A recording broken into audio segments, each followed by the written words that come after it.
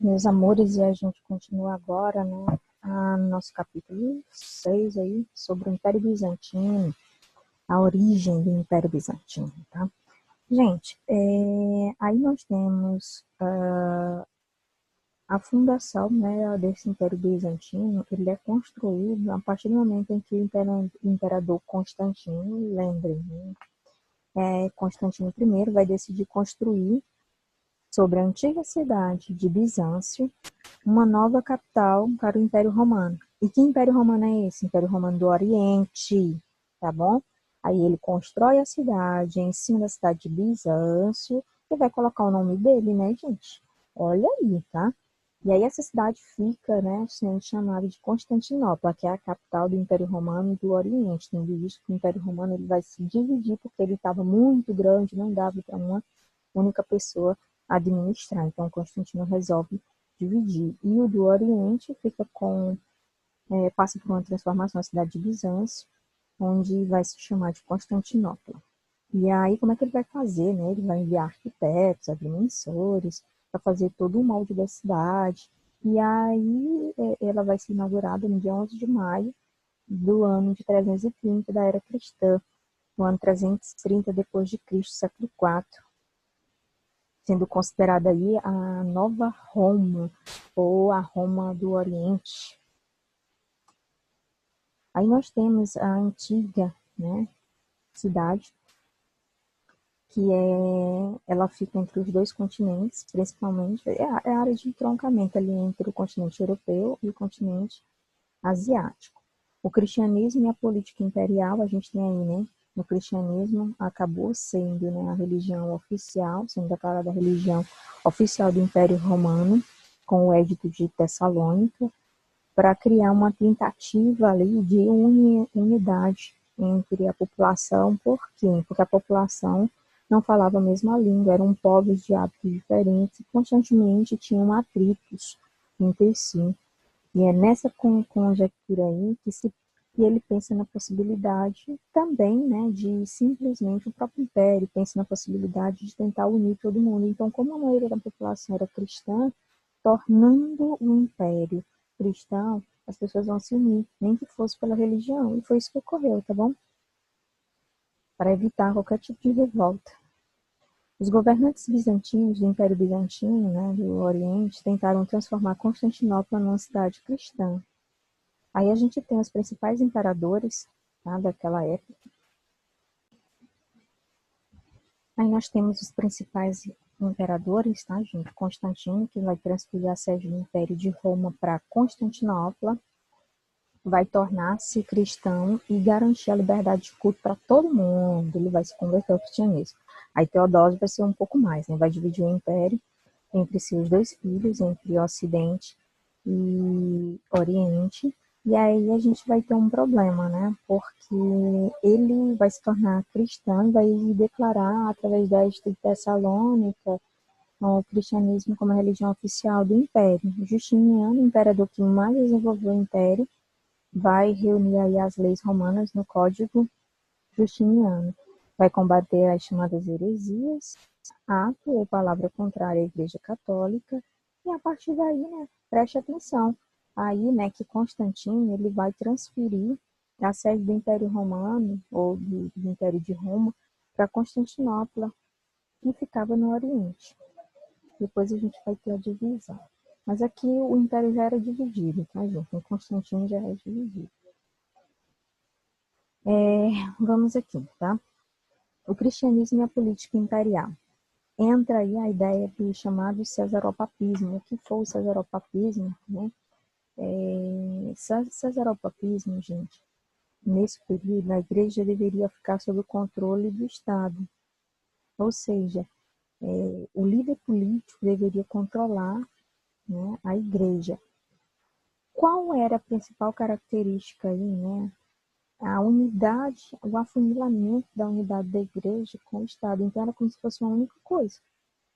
Era um único governo. E aí que tem uma propagação muito grande dos chamados tribunais de Inquisição, onde se propaga o combate às heresias, pessoas vão ser mortas por manifestarem credos diferentes, são acusadas muitas vezes de bruxarias nos tribunais.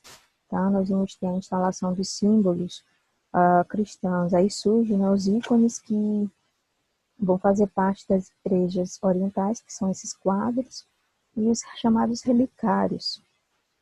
Criam-se também, durante esse período do cesaropapismo, que o cesaropapismo foi uma difusão muito grande de imperadores que receberam, né, a comenda de Césares divinos, Augusto divinos, né?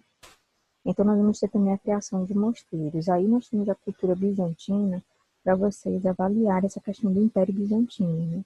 Aí nós temos uma arte dos mosaicos, que é típico da cultura bizantina, vão promover a construção dos templos, as igrejas, os palácios, os chamados prédios públicos que vão ser decorados com essa pintura, essas pinturas em formato de mosaicos. Nas igrejas bizantinas, a gente vai ter também, meus amores, a questão dos vitrais, para vocês avaliarem como são feitos, né, essas artes. Olha aí a suntuosidade, né, a beleza da Catedral de Hagia Sofia, ou de Santa Sofia em português, construída por Justiniano entre 532 e 537 d.C., século VI. Aí a gente fala, né, do grande apogeu do Império Bizantino. O auge desse império, ele vai ser atingido no reinado do imperador Justiniano, que é considerado Justiniano o Grande, que tinha uma grande intenção, tá, gente? Reconquistar o poder que o Império Romano tinha perdido com as invasões bárbaras no Ocidente. Lembrem que Constantino transfere a capital, mas porque já está dividido, e está dividido também por causa das invasões que vêm de séculos anteriores. Aí ele, né, coloca a capital em Constantinopla, bota até o nome dele, né? Porque o Império Romano do Ocidente já está sendo, né, atacado ali pelos chamados germânicos, os povos tidos como bárbaros. Bom, então, o Ocidente é o primeiro lado do Império Romano que começa a ser desmembrado por conta das invasões. Justiniano, durante o governo dele, ele vai recuperar grande parte dos territórios perdidos do lado ocidental. Vai criar o Código de Direito Justiniano, atualizando as normas jurídicas romanas, e a partir daí vão ser compiladas várias leis, porque até então o Império Romano nem lei não tinha. Tá bom? Vai promover várias construções públicas, edifícios públicos. A gente tem o início do movimento iconoclasta. Olha aí, tá? Que são aqueles responsáveis pelas produções dos chamados ícones, quadros que tem geralmente nas igrejas. Quem mais produzia esses ícones eram justamente os monges que viviam nos mosteiros, e eles ganhavam para isso, tá, gente? Obtinham grandes lucros com vendas das imagens. Quem é que comprava essas imagens, esses quadros? A população católica, tá? Os monges, além de ganhar muito dinheiro com a venda dos ícones, também tinham um forte poder de manipulação sobre a sociedade. Entretanto, incomodado com este poder, o governo vai proibir a veneração de imagens, vai decretar pena de morte a todos aqueles que adorarem as imagens. Essa guerra aí vai ficar conhecida como o movimento iconoclasta. Por quê? Porque a população vai ficar sob pressão de não prestar culto às imagens. E essas imagens, na época, eram os quadros dos ícones aí. O governo proibia terminantemente a veneração de quadros, né? Aí nós temos alguns modelos de ícones no campo das artes. Aí nós temos, meus amores, na Baixa Idade Média, o distanciamento das igrejas do Ocidente e do Oriente, tá bom? Lembra que a gente já tem a divisão do Império Romano, do Oriente e do Ocidente, confere? Só que aqui a gente vai ter o cisma das igrejas, tá? O Império Romano, que já estava dividido, passa a ser dividido também pela igreja, né? E aí que cria-se o cisma das igrejas católica apostólica romana, com sede em Roma, no Vaticano, e a igreja católica apostólica ortodoxa, que vai ser a igreja com sede em 5 patriarcados. A gente vai já para essa história. No ano 1054, a gente tem, né, a complementação da separação dessas igrejas. A gente vai ter aí, né, a Igreja do Ocidente sendo liderada pelo Papa e as igrejas ortodoxas sendo coordenadas pelos patriarcas. Os principais líderes das igrejas, Papa e os patriarcas das igrejas ortodoxas. Lembrando, gente, que essa imagem aqui é do Papa Bento hoje, o Papa que está aí é o Papa Francisco, da Igreja Católica Romana. E esse aqui também, patriarca da Igreja Ortodoxa. Ele ainda está. Vamos aqui, tá? Após a morte de Justiniano, que tentou ao máximo unificar, né, tentar retomar as terras que haviam sido perdidas no Império Romano do Ocidente, ele reconquista algumas. Após a morte dele, o Império como um todo fica à mercê de diversas invasões. Lembra que eu já tinha falado que antes dele muito, na época de Constantino, já tinha invasões. Então, Constantinopla vai passar por um processo de queda aí, né? Vai dar início a essa queda por conta das invasões bárbaras. Com o enfraquecimento de Constantinopla, o Império acabou sendo dividido entre as chamadas realezas feudais. E essas realezas feudais, cada uma vai ter interesse. Interesse em quê? Em ampliar os seus domínios feudais. E aí, Constantinopla vai ser a cidade que vai ser mais afetada, porque ela está próxima ali da Europa e da Ásia, tá bom? E em 1453, ela vai ser tomada pelos chamados turcos otomanos. E quando os turcos chegam lá, a gente tem uma implantação também do islamismo. E quando esses turcos chegam nessa Constantinopla, além da cultura ser ligada, né, aos turcos, Constantinopla vai receber um novo nome, né? Constantinopla hoje é Turquia. A Turquia também, quando a gente fala também de Istambul, que é a capital, é onde ficavam os grandes centros, né, da arquitetura antiga de Constantinopla. Ficava ou não fica? Constantinopla, como eu já falei, tá, Istambul, pertence à Turquia.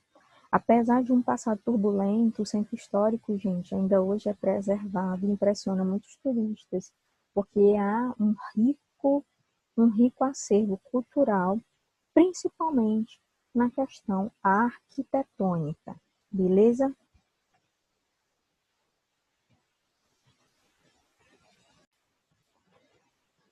Meus amores, e quando a gente fala de Império Bizantino, é necessário que a gente entenda que no Império Romano nunca houve uma unidade racial em definitivo. Né? Nesse Império Romano a gente tem latinos, um império que é composto também por gregos, semitas, germanos, os chamados eslavos. Em termos de língua, imagina aí, né, gente, quantas línguas se falavam. Então, o latim permaneceu como idioma, né, nacional, justamente porque era a língua oficial do Império. Não era a língua oficial, é porque era a língua oficial da igreja. Então, a igreja, como tinha também, né, ligações, deixou o latim como a língua de unificação desses povos.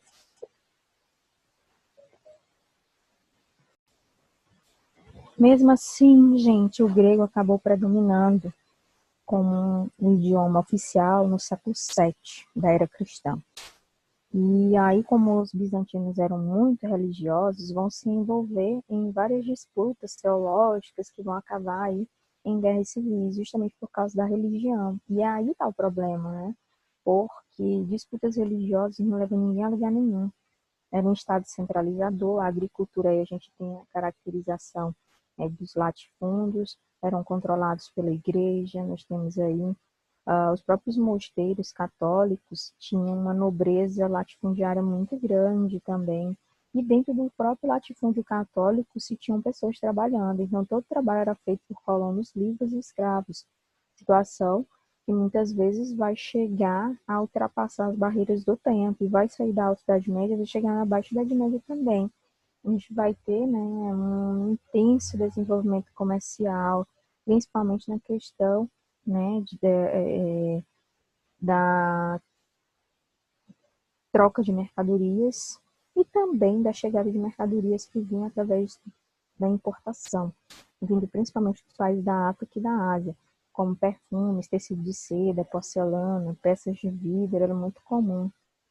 O Império Bizantino era governado por uma monarquia centralizada, despótica e teocrática. O imperador comandava o exército e a igreja, sendo considerado um representante de Deus e possuindo um grande poder. E aí surge, né, a ideia de uma teocracia muito forte, onde o próprio clero estava ligado ao Estado, o próprio clero estava ligado ao Estado, e essa ligação fazia com que o próprio imperador fosse sagrado pela igreja. Essa sagração transformava o imperador, né, como um enviado de Deus. Aí a gente tem o cesaropapismo, onde o imperador vai ser ao mesmo tempo chefe de Estado e chefe também da igreja. A gente tem o governo de Justiniano em 527, de 527 a 565 depois de Cristo, onde nós temos as principais conquistas territoriais. Ele vai conseguir retornar à Península Itálica, à Península Ibérica, mas no norte da África, tá bom? Lembrando que nesse período Justiniano vai conseguir reconquistar áreas que haviam sido dominadas pelos chamados germânicos. A gente vai ter a compilação do direito romano, Corpus Juris Civilis, onde os poderes do imperador serão ilimitados. A igreja, que já tem uma centralização muito grande no governo, vai ter um poder maior ainda, vão ter inúmeros privilégios, enquanto que os colonos e os escravos continuam à margem da sociedade. Aí a gente tem, né, a criação dos sólidos, que os sólidos aí, gente, que é a criação das chamadas moedas. Nós vamos ter uma burocracia centralizada, maior, que vem até os nossos dias, a ideia de um Estado burocrático.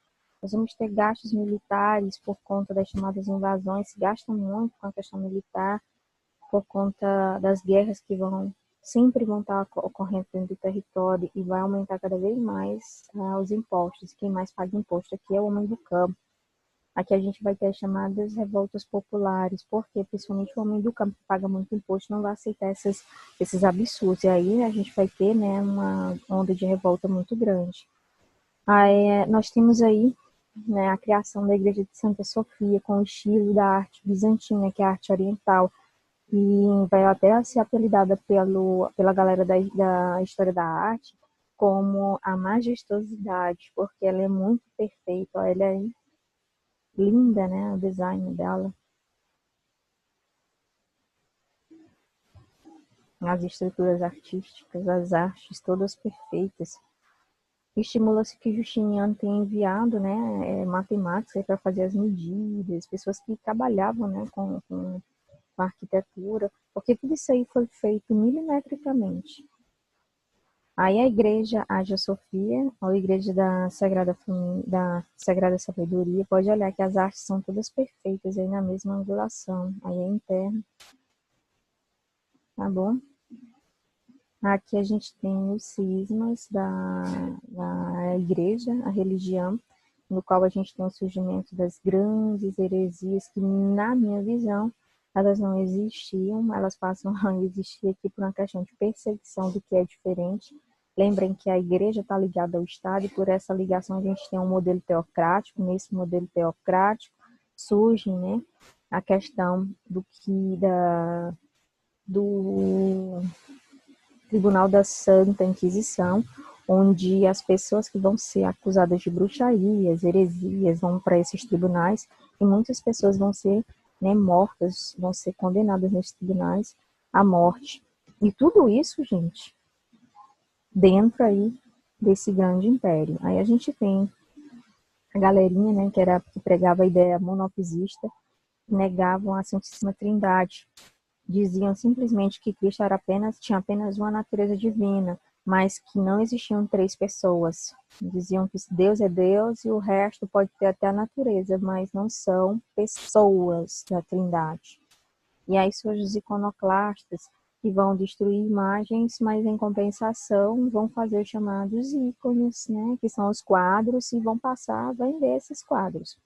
Aí em 1054 a gente tem o cisma do Oriente, que vai dividir em definitivo a Igreja do Oriente e a Igreja do Ocidente, sendo que a do Ocidente A Igreja Católica Apostólica Romana fica com sede em Roma, no Vaticano, cria-se o Estado do Vaticano, mas o Estado do Vaticano é uma polêmica à parte, porque o Estado do Vaticano é já no período da Revolução, né, fascista com Mussolini, e tendo como líder o Papa. E a Igreja Cristã Ortodoxa, que vai ter como líder o Patriarca de Constantinopla, que hoje é a cidade de Istambul, na Turquia, tá bom?